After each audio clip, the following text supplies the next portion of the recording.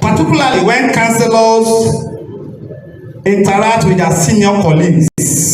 This is not about status, but about structure. Councillors play a vital role in grassroots legislation, oversight, and community representation, making them legislators at the local government level. And to elevate this office, we must clarify and dignify it. I therefore urge this gathering, especially the Delta State House of Assembly, to consider constituting a committee to deliberate and recommend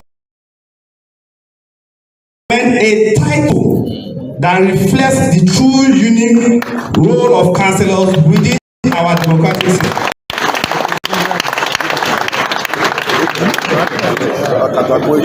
Equally, sir, there is flawed perception that councillorship is merely an empowerment program. This notion undermines the dignity and purpose of our office. Councillorship is not a tone of political loyalty. It is a legislative and oversight responsibility rooted in service, accountability, and representation as we are elected members. Reducing it to empowerment diminishes its value and stifles its true potentials. Councillors must be recognized and supported as watchdogs, policy shapers, and voices of the people, not as beneficiaries of political favor.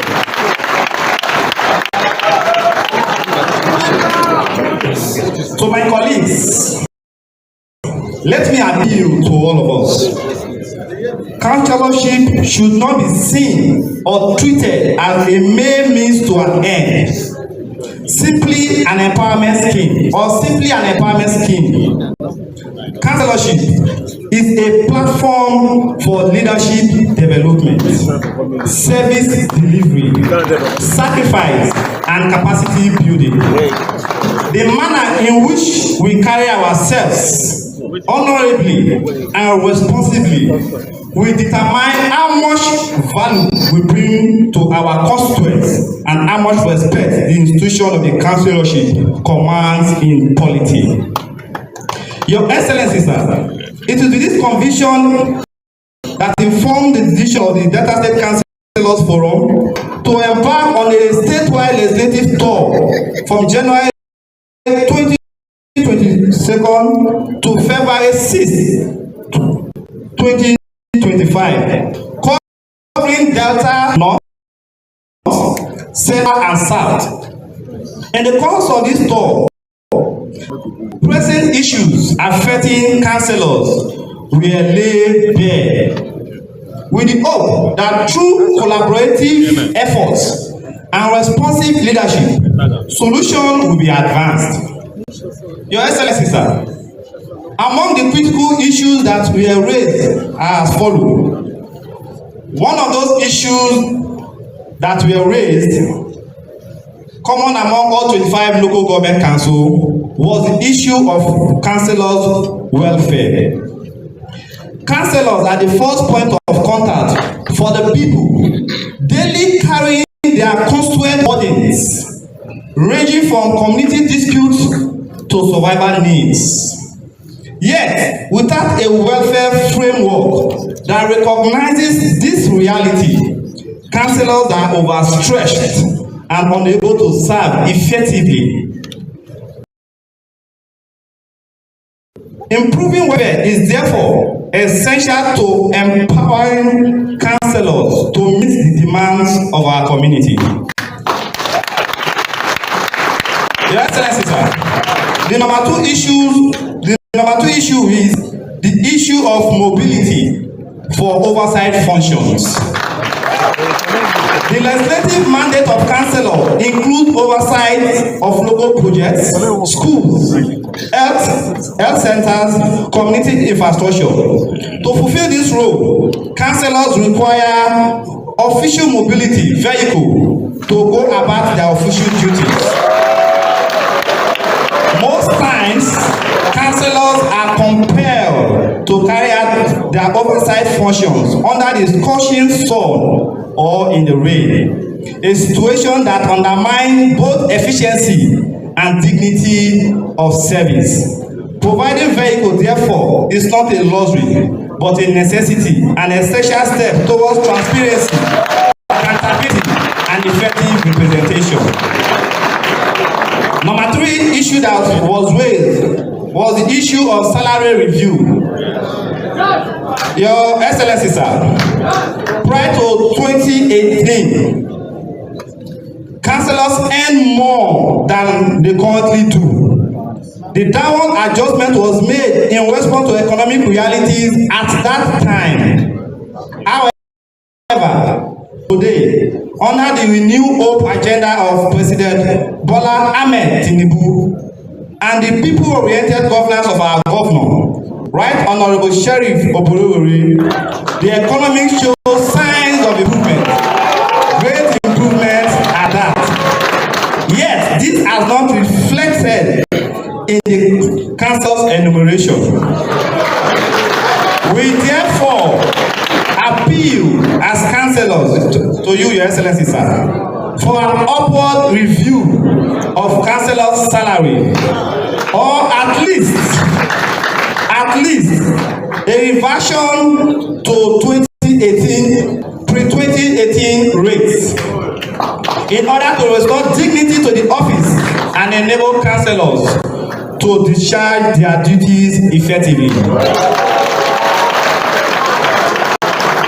Number 4 issue, sir, as it was raised when we went for our visit. The provision of constituency projects. Provision of constituency projects as of now today in Delta State.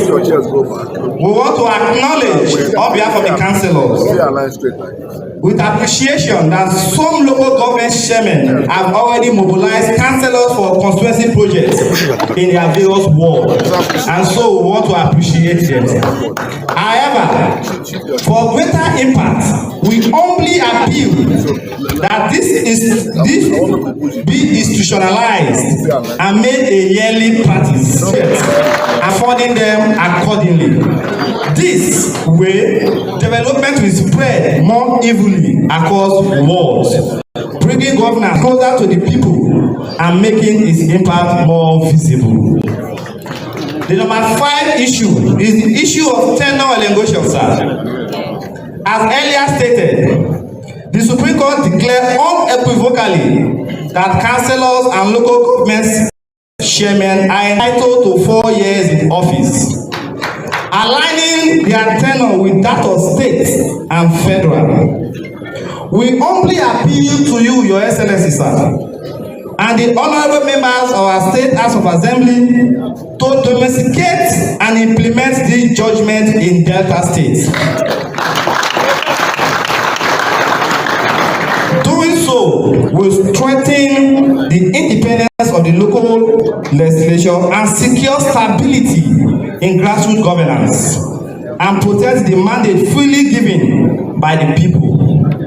Your Excellency, sir, councillors are the bridge between government and the people, strengthening their welfare, providing mobility, official cars for them for oversight functions, salary review, the security of their tenure, and access to constituency projects translate directly into more effective governance at the grassroots. We therefore humbly and respectfully appeal that under your compassionate and inclusive leadership, these 5 pressing issues be given urgent and favorable consideration. Your Excellency, sir. On behalf of the Delta State Councillors Forum, I once again want to welcome all distinguished guests and participants to this symposium.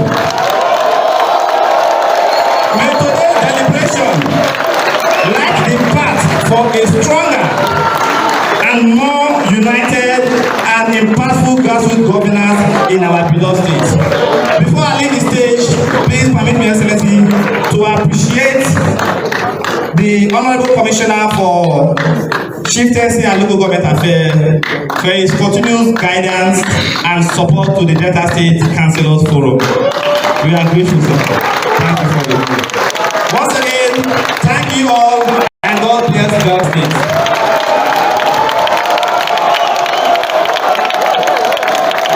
Thank you. Thank you. Your Excellency, I need to let them know that if it is by making laws, we already have the national distinguished senators to bring up in his own right as a former councillor. He rose and became a member of the Delta State House of Assembly. Thereafter, by divine providence, Mr. Speaker, it is still on record that is the longest serving speaker that Delta State has produced. And by the grace of God, our governor today, a grassroots man who understands the plight of the grassroots. It is on this road. I want us to all rise and welcome His Excellency, Right Honorable Elder Sharif Francis Omobodo JP, Governor of Delta State.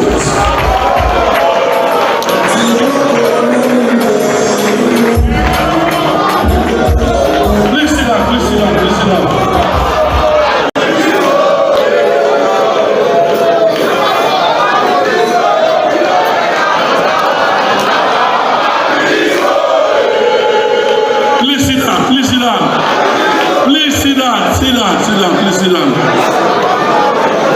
Thank you very much. Thank you very much.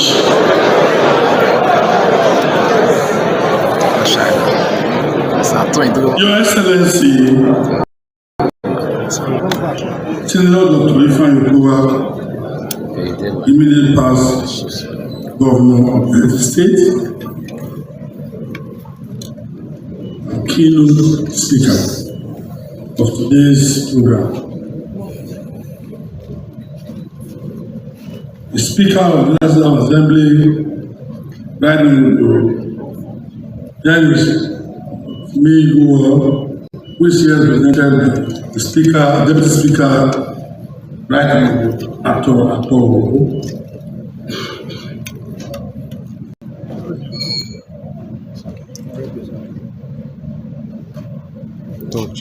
The rep of the distinguished Senator Ede Dafimune and National Assembly members, principal officers of the National Assembly, members of the National Assembly, members of the State Council, Secretary of the State Government, Head of State, Chief of Staff, Chief Advisor,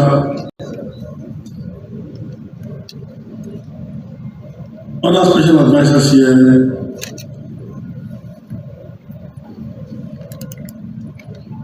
local government chairmen are here. Let me especially recognize Chairman of AGON, Honorable Zaya Esora,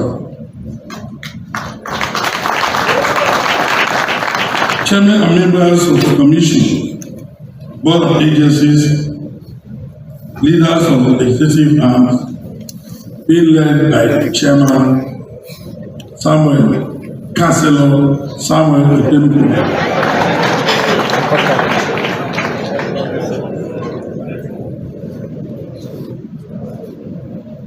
Gentlemen of the press, distinguished ladies and gentlemen, I stand before you here today with a sense of appreciation of the pivotal role local government play celebrating grassroots development and deepening our democracy.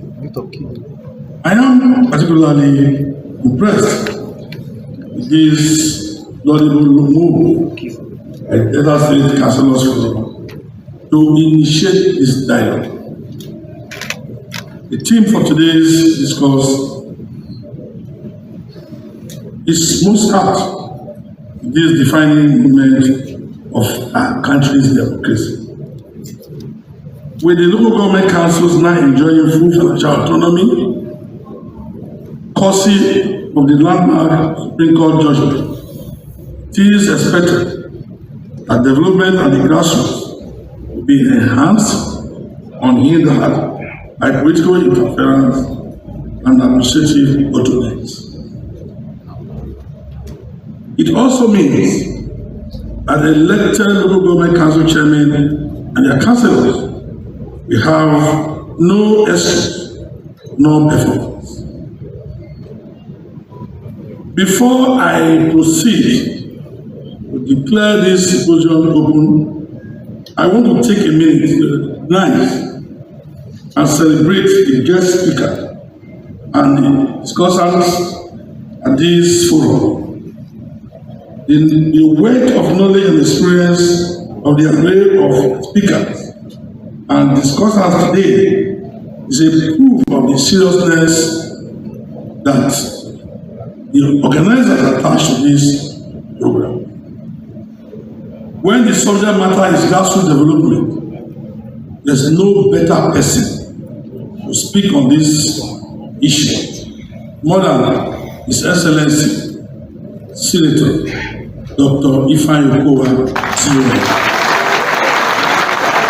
He is a consummate grassroots politician and local government administrator.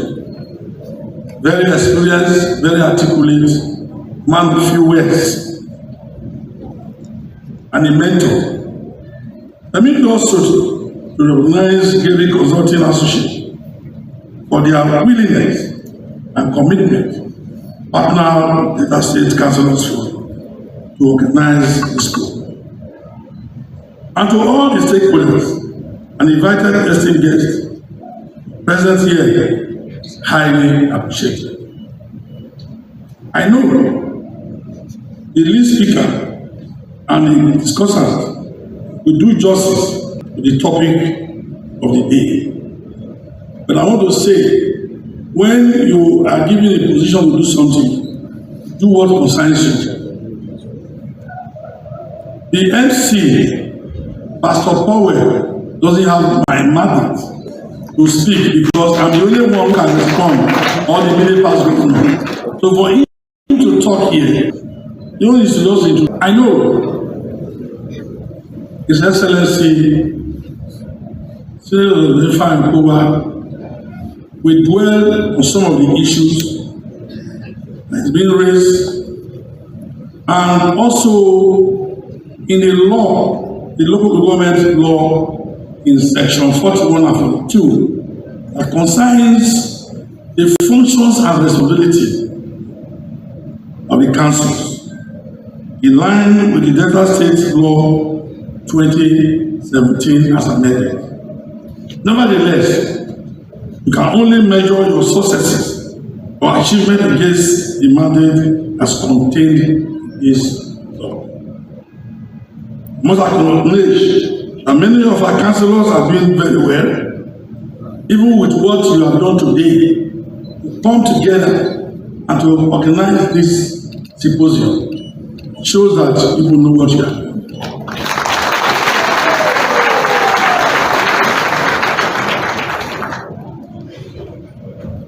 In recent months, we have commissioned some legacy projects, and there are many others yet to be commissioned. I commend the chairman, councillors, and staff, respective councils, for their dedication to duty and commitment to the welfare of our people. As the third tier of government closest to the people, the success of councillors contributes to the success of the state and federal government.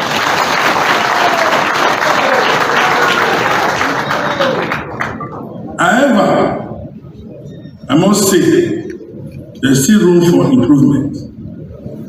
You will recall that during the inauguration of the new council chairman in July 2024, I emphasized on the need to formulate and implement programs to address the recurring problems of poverty, employment, and environmental decay.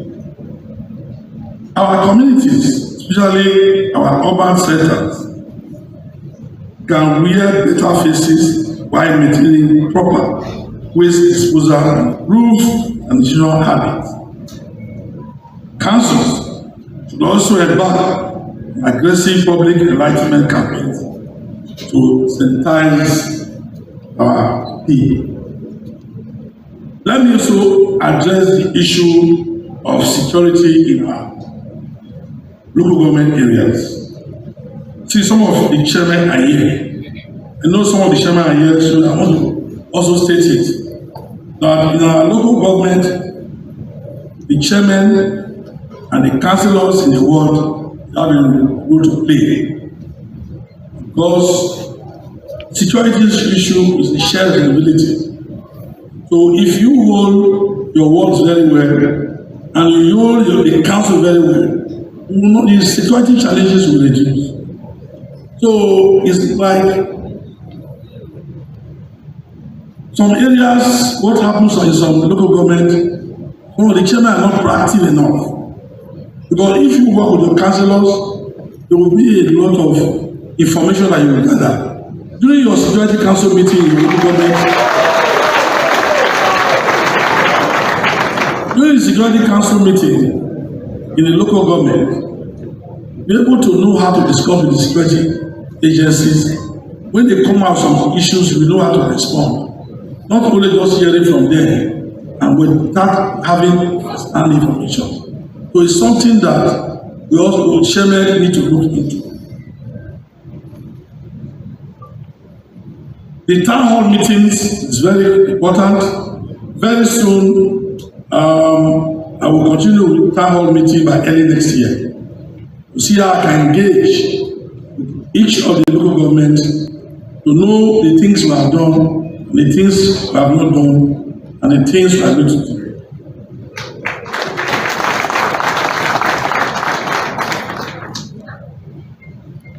I'm listening to the presentation by the chairman of the Delta State Councillors Forum. First, let me address the issue of the salary issue.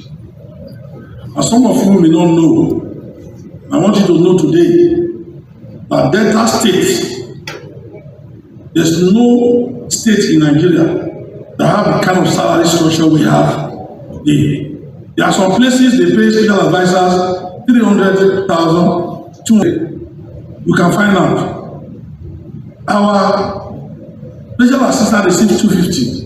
Outside interest, and you get 100,000. Our councillors today receive 300,000. And this issue of reducing the salary wasn't done because the state want to do it.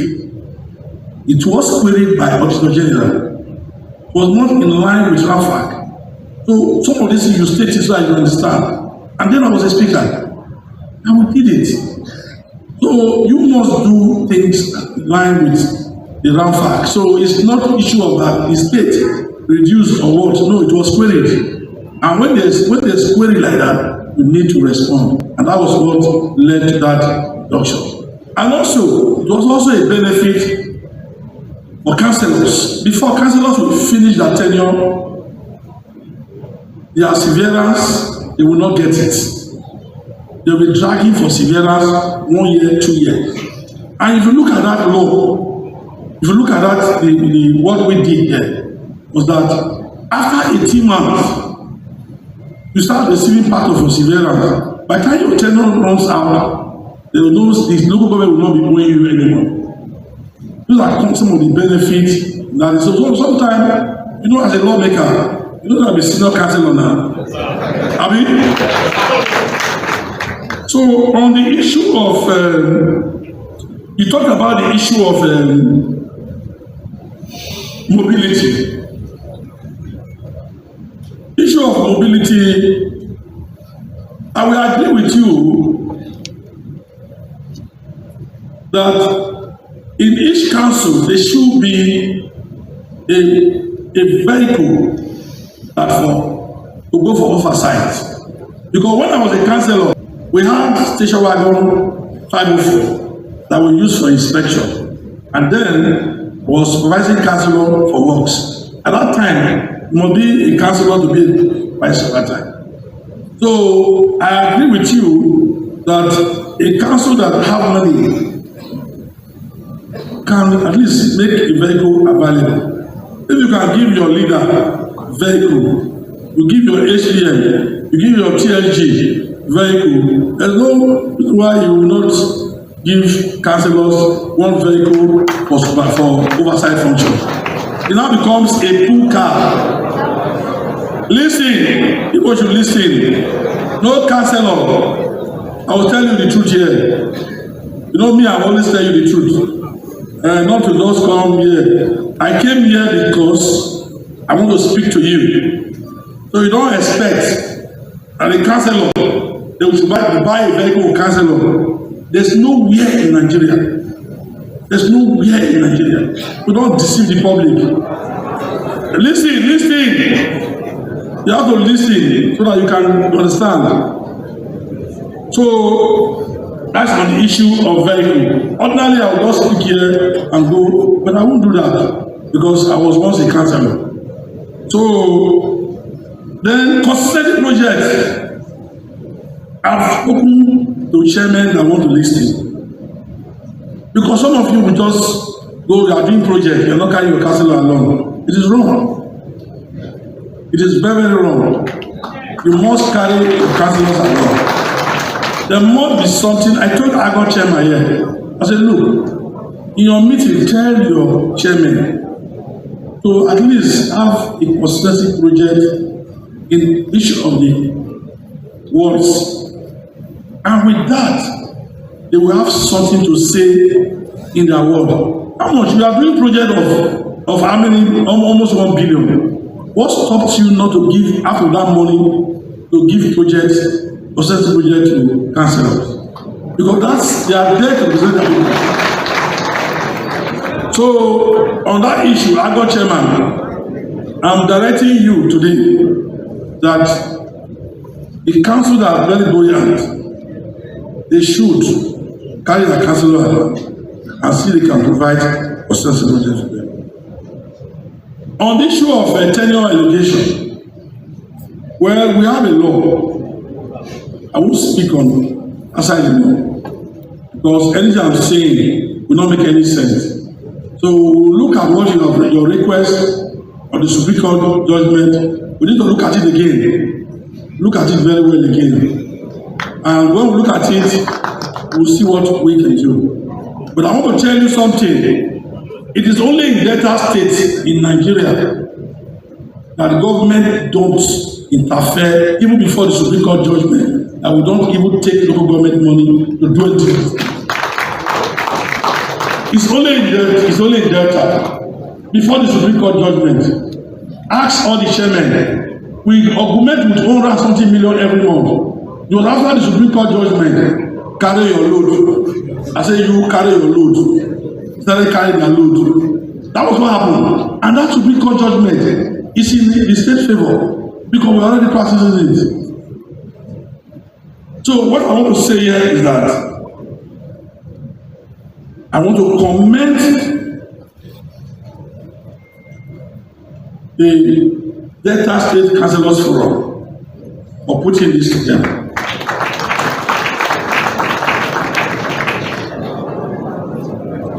In conclusion, let me charge the local government councils on the need for civility and decorum in the collection of taxes and levies.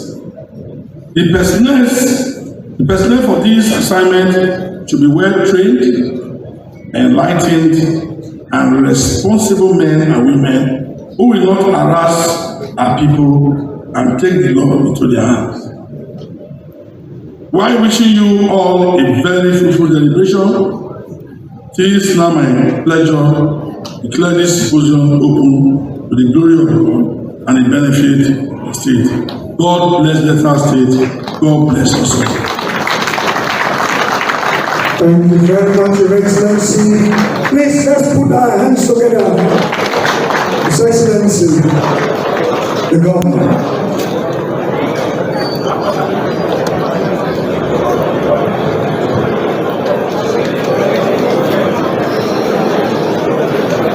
Thank you. Please,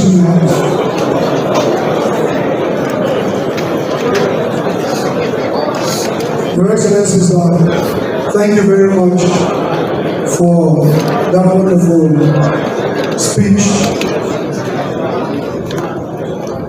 With our kind permission, Your Excellency,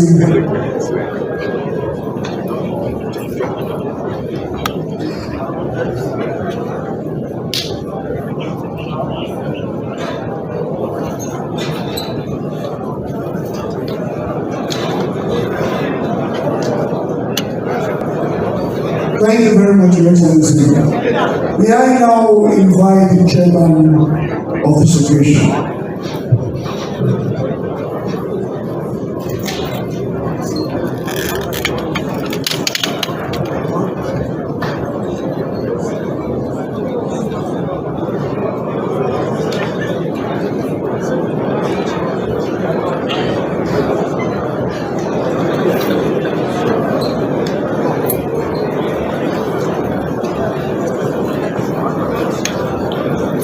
The leaders on the list, the 25 leaders on the list.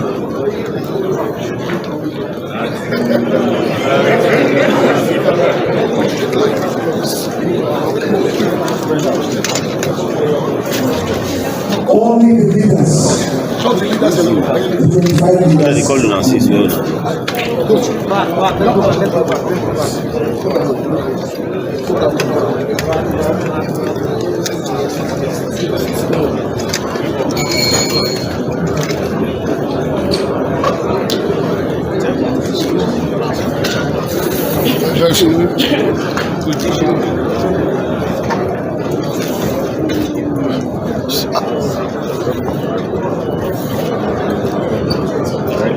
How you doing?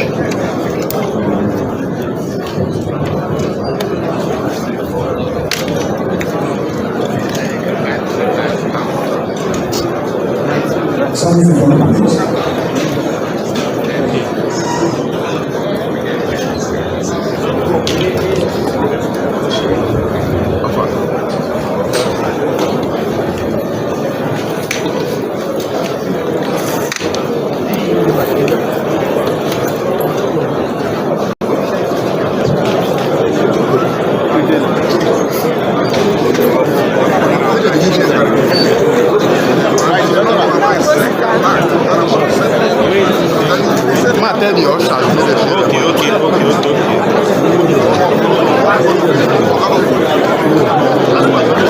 Please, let's settle down.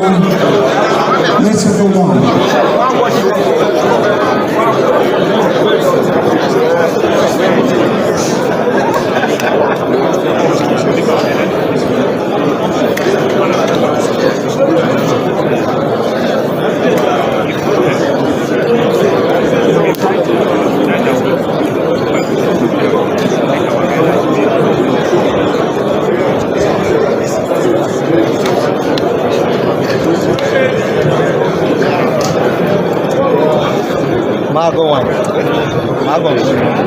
Okay, just put down on one. Dearly beloved councillors, let me profusely tender an unreserved apology to every one of you, and also apologize that I shouldn't have said anything. May I, at this point, invite my colleague, Sammy Fijoku, to do the needful. Thank you. Your apologies are accepted. Your Excellency, distinguished ladies and gentlemen, where is the chairman of the Delta State Councillors Forum? Please come and take your seat so that we can. And let's minimize the movements, please. All right.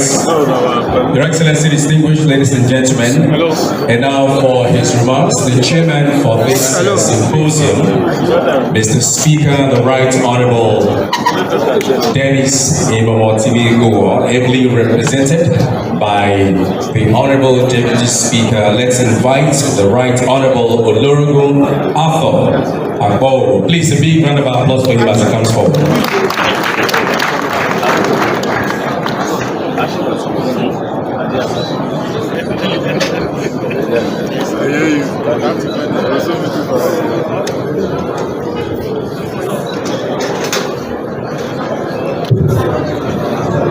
Your Excellency, the Chief Senator of Kowa, keynote address for today, recognizing you.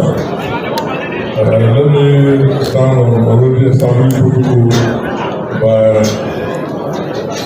Mr. Poe.